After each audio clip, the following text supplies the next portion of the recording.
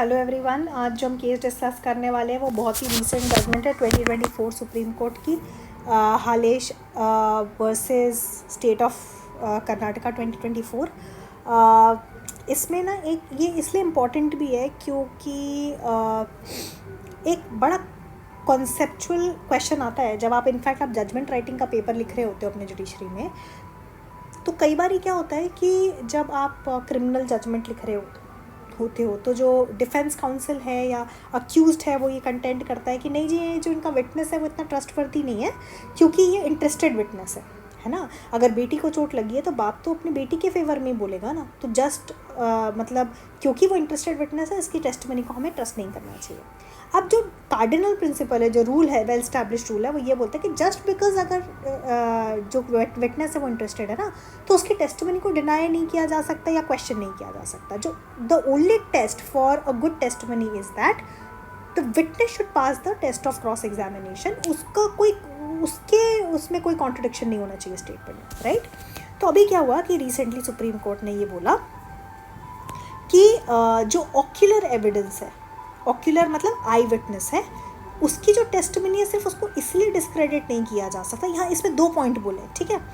क्योंकि इसलिए डिस्क्रेडिट नहीं किया जा सकता क्योंकि वो थोड़ा सा कॉन्ट्रडिक्शन है उसका एक्सपर्ट ओपिनियन से। जैसे कि अब एक्सपर्ट ओपिनियन मान लो क्या है कि पोस्टमार्टम की और बोला कि नहीं इसकी जो डेथ है ना वो शायद स्ट्रैंगुलेशन से भी हो सकती है, पॉइजन से भी हो सकती है। मान लीजिए ये इस केस में नहीं बोला, ये मान लीजिए कि ये बात बोली गई है और आई विटनेस है, वो बोल रहे मैंने खुद देखा उसको उसका गला दबाते हुए, राइट, या उसको स्ट्रैंगुलेट करते हुए। तो किसी भी केस में ये मान के चलिए कितना ही अच्छा एक्सपर्ट हो, हमेशा ऑक्यूलर विटनेस, जो ऑक्यूलर एविडेंस है या ऑक्यूलर विटनेस है, जो आई विटनेस है, उसकी क्या कहते हैं टेस्टिमनी की वैल्यू होती है वो एनी डे ग्रेटर होती है किसी भी टाइप के विटनेस से, ठीक है। हाँ, प्रोवाइडेड कि वो हॉस्टाइल नहीं होना चाहिए या वो क्रॉस एग्जामिनेशन में उसकी इनकन्सिस्टेंसीज नहीं होनी चाहिए, ओके। तो इस पर्टिकुलर में क्वेश्चन ये था क्योंकि देखो एक्सपर्ट कौन है, एक्सपर्ट भी तो एक विटनेस ही है, नॉर्मल विटनेस है। इनफैक्ट एक्सपर्ट ओपिनियन तो it is a kind of hearsay evidence also, है ना, क्योंकि वो अपनी एक्सपर्टीज पे आंसर दे रहा होता है। उसने कोई चीज़ अपने खुद से परसीव नहीं करी होती, because oral evidence has to be direct always, but expert opinion is an exception to the hearsay evidence, है ना। तो यहाँ पर कोर्ट ने बोला कि जो एक्सपर्ट का mere suggestion, mere suggestion as in उसने, क्योंकि देखो जो एक्सपर्ट है ना वो हमेशा प्रोबेबिलिटी पे काम करते हैं और वो ये बोलते हैं कि हाँ this could have been done by this और दैट। तो इसने बोला, जो एक्सपर्ट था, कि जो वेपन यूज़ किया है हो सकता है कि वो चॉपर हो या नहीं हो, है ना।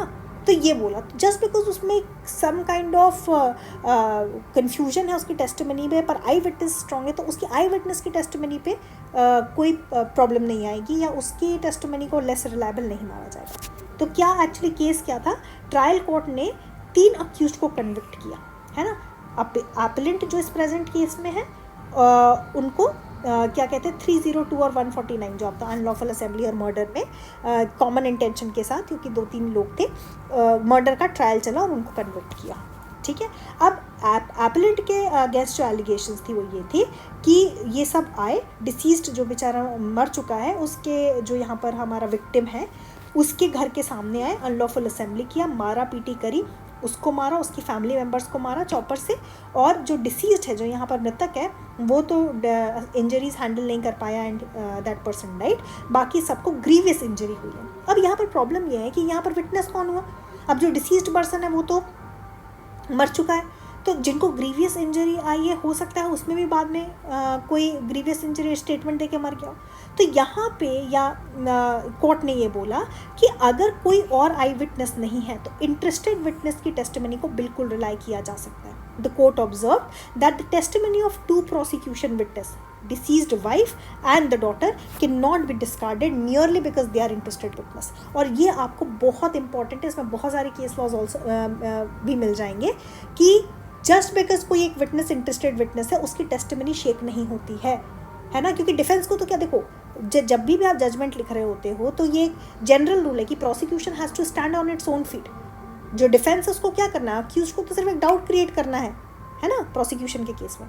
तो कई सारी बातें बोलेंगे, नहीं इंटरेस्टेड विटनेस है जी, नहीं ये इंजर्ड विटनेस है जी, है ना भाई। इंटरेस्टेड हो, इंजर्ड हो, ये इस कोई इंजर्ड विटनेस के लिए तो इनफैक्ट ये बोला जाता है कि कोई भी इतना मूर्ख नहीं होगा कि ग्रीवियस इंजरीज अपने आप को दे दे just because he wants to falsely implicate somebody else, right. Interested witness कितना ही इंटरेस्टेड विटनेस होगा, अगर वो जो क्रॉस एग्जामिनेशन के टेस्ट को प्रॉपरली कर पा रहा है, वो उसकी टेस्टिमनी वेल कोरॉबरेटेड है अपने प्रीवियस टेस्टिमनी से, तो उस पर बिल्कुल ट्रस्ट किया जा सकता है। इनफैक्ट इस पर्टिकुलर केस में बोला गया कि we do not doubt that these are the family members and they might be interested। हो सकता है कि उनके मन में नफरत भी हो और वेंजेंस भी हो कि इसको सबक सिखाना है, ठीक है, but their testimony can not be discarded simply because they are family members. And in fact in the present case ये जो डॉक्टर था उसने खुद एडमिट किया है कि हाँ चॉपर से डेथ हो सकती है और डेथ ऐसे हुई है, right. So this was the case. आप बिल्कुल जब भी आप जजमेंट लिखो क्रिमिनल, इनफैक्ट अब तो